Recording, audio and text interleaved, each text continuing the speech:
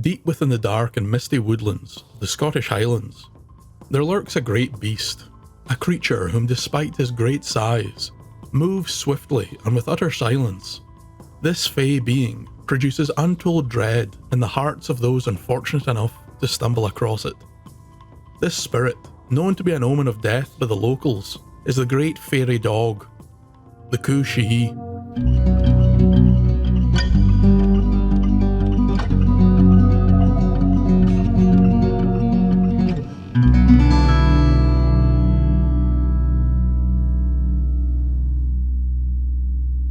The Kushi is a mostly malevolent fairy.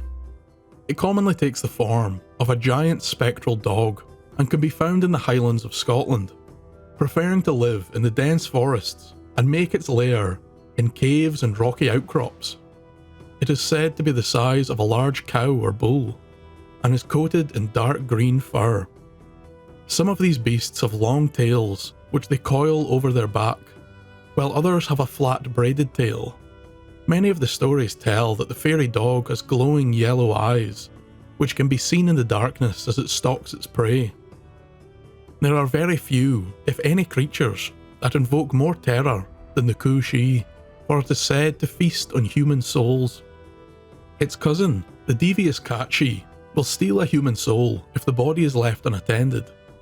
But the Kushi is far more aggressive and ferocious. It would actively hunt its prey.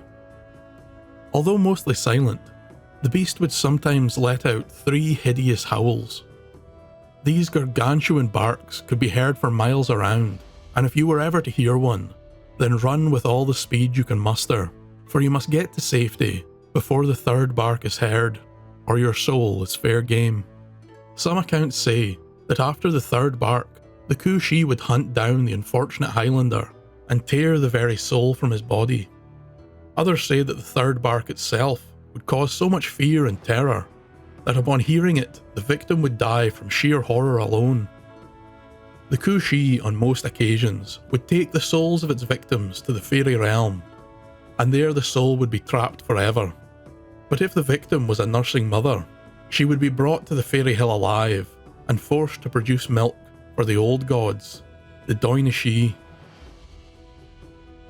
Many a tale of the Kushi has been told around a warm fire on a cold winter's night in Scotland.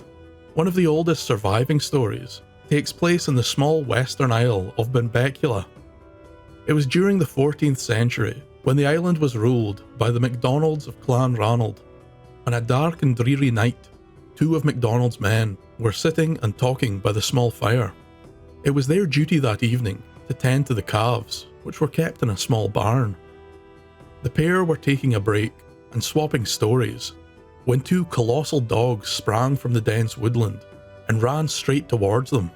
Paralysed with fear, neither man could move. As the spectral hounds came into the firelight, they stopped suddenly.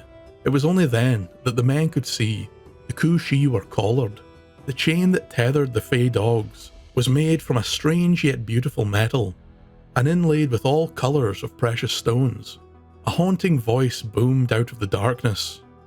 Slender Fae, Mountain Traveller, Black Fairy, Lucky Treasure, Grey Hound, Seek Beyond. After these strange words, the Kushi turned and left slowly. Once the dogs were out of sight, the men recovered their senses, but were compelled to follow the fey creatures. The curious pair tracked the dogs through the thick forest and eventually came upon a clearing. There in the night sky was a vision beyond any of their wildest dreams. They beheld the slua, or great procession of the Fae. It would seem that the Dohnishi were hunting, as each of the enchanted beings were accompanied by their own Kushi, and upon their arms were great hawks. The men were mesmerised by the spectacle before them. Later, they said that the sound of bells could be heard, and that the Fae were calling upon their dogs. The ethereal host marched towards the west, out over the great sea, in search of some unknown game or prey. The 2 men, still in awe of the ancient spirits, wished them luck with the hunt and returned to the calves. The pair would make their strange encounter quite well known, and it was recorded in the journal of an unknown Gallic scholar. another tale comes from further south. One morning on the island of Faerie, as an islander was walking along a coastal path near Canavra, he spotted a huge dog laying next to a sand dune. Instantly, the man knew what he was looking upon and was filled with terror, yet intensely curious, since it was very unlike a Kushi to be out during the daytime. Knowing he was far too close to outrun the beast, he turned slowly and, walking as softly as he could, returned from the direction he had come. It would seem the islander had been incredibly lucky. Either that, or the mysterious beast knew his time had not come. The next day, the man boasted to the other islanders of his harrowing escape from the dreaded Kushi. Many were unwilling to believe that the dog was out during the day, and thought the man had taken leave of his senses. The islander led the unbelievers to the dune. Of course, by this time the great dog had gone, but all around in the sand were paw prints, far larger than the hand of a man. They all now knew it could only have been the fairy dog. This was not a great shock to the locals, as the Kushi had been seen in Faerie on many occasions. In fact, on another stretch of coast, there was a large cavern, known as the lair of the fairy dog.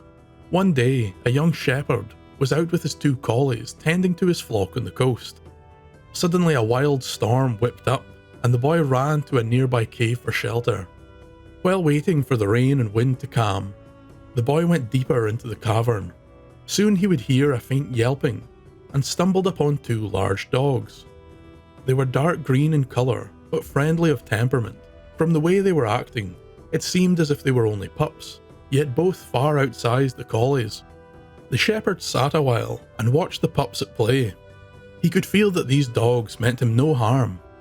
After a while, an uneasy thought crept into the boy's mind. What if the mother was to return? Quickly, he got up and headed back out into the storm. It was then that the shepherd heard a horrific bark.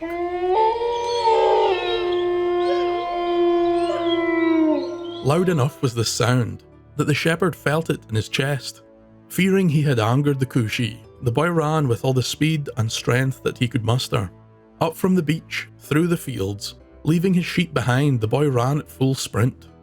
The moment his eyes spotted a small shaylin in the distance, a second, far louder bark emanated from all around him. It hit the boy with such force he was thrown to the ground. Grasping and clawing, the boy pulled himself from the mud and dashed towards the shaylin. Throwing himself against the door, he violently entered the safety of the hut, mere seconds before the third bark sounded. Crippled with terror, the poor boy slept in the shaylin overnight, and in the morning cautiously returned to try and find his flock.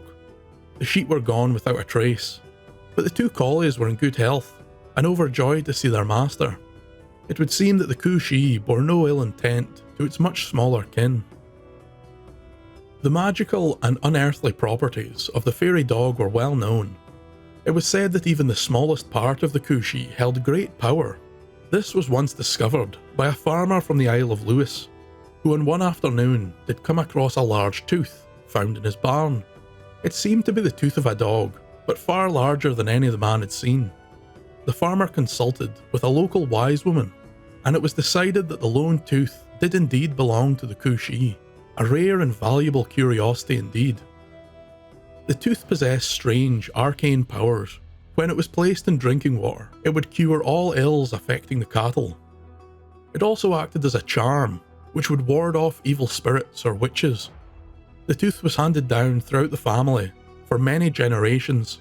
It was regarded as a precious heirloom, and the last known location of the magical tooth was in Canada, in the possession of an old widow, but that was many years ago. The Kushi of Scotland has much in common with the other spectral dogs that are commonplace in British and Irish folklore. In the Irish Celtic tradition, a similar fairy dog exists.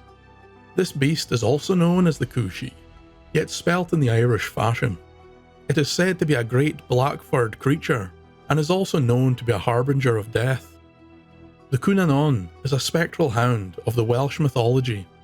They were creatures of the other world, and were known to take part in the wild hunt.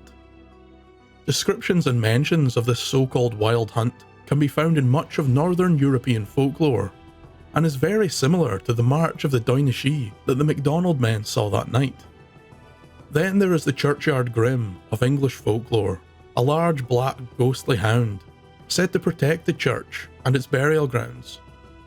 It's thought that the grim is heavily influenced by Finnish and Norse mythology. The protective aspect of the grim comes from a disturbing practice of early European Christianity, where a black dog would be buried alive at the north end of a church in the hope that it would become a guardian spirit. The colour of the Kushi makes it unique when compared with these other canines of folklore. The green colour is an important point, as in Scotland that colour is commonly associated with the Dohnishi, or fairies of old, and shows a definite link with the fairy realm. I will leave you now with a simple word of warning. If you are out walking in the beautiful woodlands of Scotland and hear a terrifying bark, run. Thank you for listening.